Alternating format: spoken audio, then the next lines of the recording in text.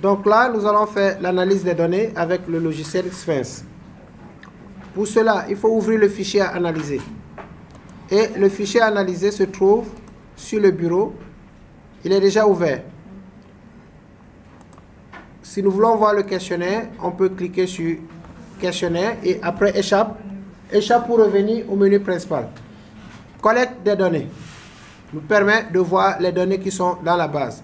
Et déjà ici, vous avez le nombre de questions et les données. Donc je vais afficher. Voilà, vous avez 27 questions, 450 réponses. Celui qui voit 0 réponse, qu'il sache qu'il a mal ouvert le fichier. En général, le fichier REP englobe toutes les réponses. Donc, je peux commencer mon analyse. D'abord, avant l'analyse, je fais consulter. Consulter me permet de voir toutes les données qui sont saisies. Et tout à fait en bas, vous avez 1 sur 450. Toutes les données sont enregistrées. Échappe, c'est pour sortir de cet environnement et commencer l'analyse. À partir de ce menu, collecte des réponses, vous avez toutes les réponses. Et traitement et analyse, c'est ce qui nous concerne, c'est le dernier chapitre. Donc, il faut cliquer une fois sur traitement et analyse. Lorsque vous cliquez sur traitement et analyse, vous avez ici résultats, tableau croisé, tableau de bord. Donc, tout est déjà fait pour vous. Si je passe par les résultats, d'abord, je clique une fois, automatiquement, il commence par l'analyse, comme je vous ai dit, des variables qualitatives. Il me donne le nombre de citations, c'est-à-dire le nombre de personnes, et là, la fréquence. Donc, vous pouvez changer cela en disant ici, le nombre et de l'autre côté, le pourcentage. Donc, vous pouvez dire ici, nombre, et là, pourcentage. Vous voyez, il vous donne le total. Vous n'avez fait aucune formule pour avoir ceci. Et ce sont les tableaux qu'on vous demande dans vos enquêtes, ce qu'on appelle les tableaux de fréquence. Pour chaque variable qualitative, vous aurez ce tableau. Par exemple, si on veut parler des types d'assurance, tout de suite, ce tableau nous renseigne que Automoto a un pourcentage plus élevé que les autres.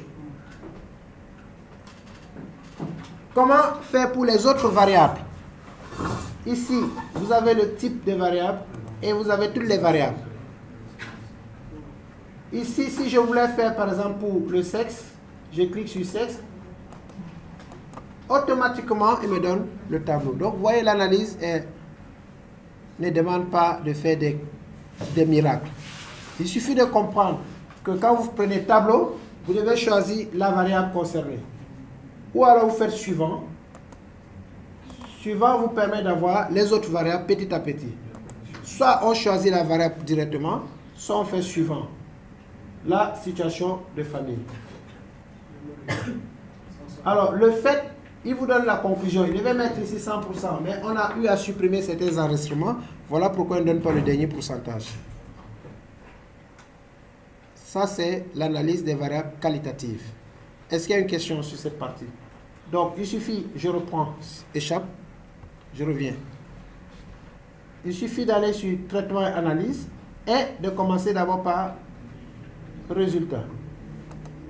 Résultat me permet d'avoir l'analyse univariée, étape par étape. Opinion générale, par exemple, je clique et c'était une variable ouverte. Il ne fait pas de statistiques sur les variables ouvertes qui n'ont pas été saisies.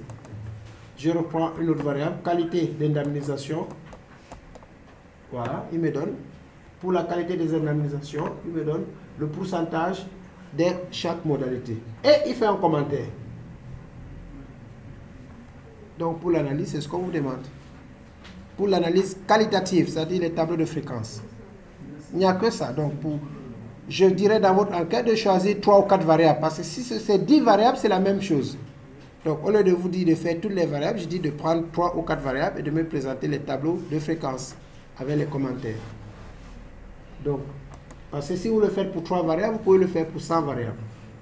Par exemple, si je prends une variable sinistre, je clique, tout de suite il me donne, vous avez fait appel récemment à nos services pour bénéficier, etc. Pouvez-vous indiquer quel dommage? Il donne les dommages et il met le pourcentage. voilà l'analyse univariée des variables qualitatives, c'est-à-dire les variables ayant des modalités. Pour les variables quantitatives, est-ce que cette enquête a des variables quantitatives? Je vais voir. Alors, s'il s'agit de l'âge, non, ici, l'âge c'était une variable recodée. Voilà pourquoi vous ne voyez pas la moyenne. C'était considéré comme une variable à choix. Dans quelle tranche d'âge il se trouve? Ce n'était pas une variable numérique en tant que telle. Dans cette étude, on avait mis des tranches d'âge. Voilà pourquoi il donne un tableau de fréquence ici. Je pense que pour ne pas être fatigué, on va à la note globale. Voilà, merci. Note globale est l'une de notre variables quantitatives. Tout de suite, il vous donne le minimum, le maximum, la somme, la moyenne, l'écart type. Ce que je disais tout à l'heure. Vous n'allez rien calculer.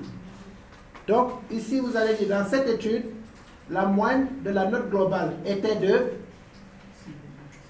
Donc, la moyenne de la note globale, était de 6,17. Plus ou moins. Qu'est-ce que je vais écrire? 1,38. Je l'ai expliqué tout à l'heure. Plus ou moins écart type. L'écart type, c'est l'écart par rapport à la moyenne. L'écart type se calcule en statistique, c'est la racine carrée de la variance. Donc, plus ou moins 1,38. Tout est là. Vous ne faites rien. Le maximum et le minimum étaient respectivement de 2 et 10. Faites que l'interprétation. Maintenant, il vous donne d'autres choses ici en bas. Voilà, c'est tout pour l'analyse. Le cours d'analyse est terminé. Donc, analyse des variables qualitatives, c'est les tableaux de fréquence. Analyse des variables quantitatives. Là, il faut préciser la moyenne, le maximum, le minimum, l'écart type. Ça, c'est les bases en statistique quand on fait une enquête. Donc, il n'y a que ça. Maintenant, demain, il faudra voir comment faire le rapport, comment exporter toutes ces données dans Word pour faire les mises en forme. Il va exporter tous ces résultats parce que là, c'est sur l'écran. Mais comment les mémoriser? Parce que vous allez faire un rapport. C'est ce qu'on va faire demain. C'est ce qu'on va appeler, par exemple, ici, analyser. On va aller dans dépouiller, pardon, dépouillement automatique. Ça, c'est demain. Dépouillement automatique va prendre tout ce qu'on a fait comme analyse, il le mettra dans un document Word. Tout ce que vous faites, c'est personnaliser le document. Il fait tout pour vous. Du début à la fin, oui, il peut même générer 100 pages. Ça dépend du nombre de choses que vous avez faites par l'écran. Ouais, tout ce que j'ai fait tout de suite, si je veux le générer, je vais dans dépouiller. Mais je ne veux pas anticiper. Je veux qu'on maîtrise d'abord les deux choses. L'analyse des variables qualitatives et des variables quantitatives. Demain, on va ajouter, Inch'Allah, on va ajouter le petit p. C'est-à-dire, on va voir deux variables qu'on veut comparer. Par exemple, ici, si je reviens au menu principal, échappe, tableau croisé. Tableau croisé, comme je l'ai expliqué. Lorsque je vais faire une comparaison entre deux variables, il est 15, on a presque fini. Si je veux comparer deux variables, s'il vous plaît, la dernière leçon. Si on veut comparer deux variables. Mais ça, on ne vous demande pas en gérant ça ici à l'école.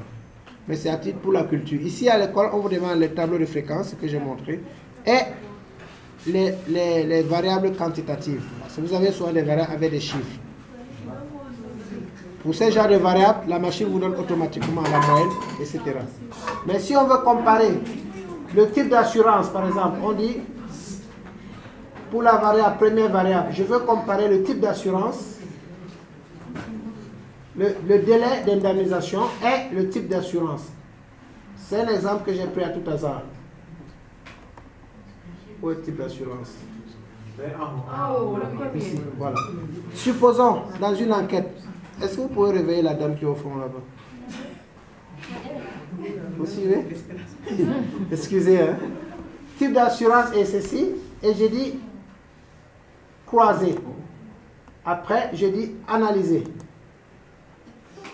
Il me fait ceci. Type d'assurance et un délai d'indemnisation.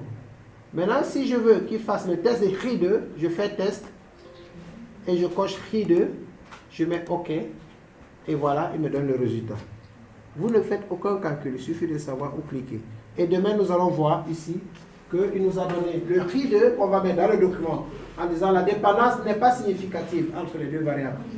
On va écrire donc Chi2, lui dit Chi2, mais en général on écrit ça comme ça, Chi2 égale 5,21, DDL égale 12, le degré de liberté, c'est-à-dire le nombre de modalités moins 1. Et maintenant il dit 1 moins P égale à 4,95%. 1 moins P égale. Quelle est la valeur de P? Équation à résoudre pour demain. Inch'Allah. Je vous souhaite une excellente soirée. Un bon debout. On va arrêter l'enregistrement. Donc P égale à combien ici? À combien?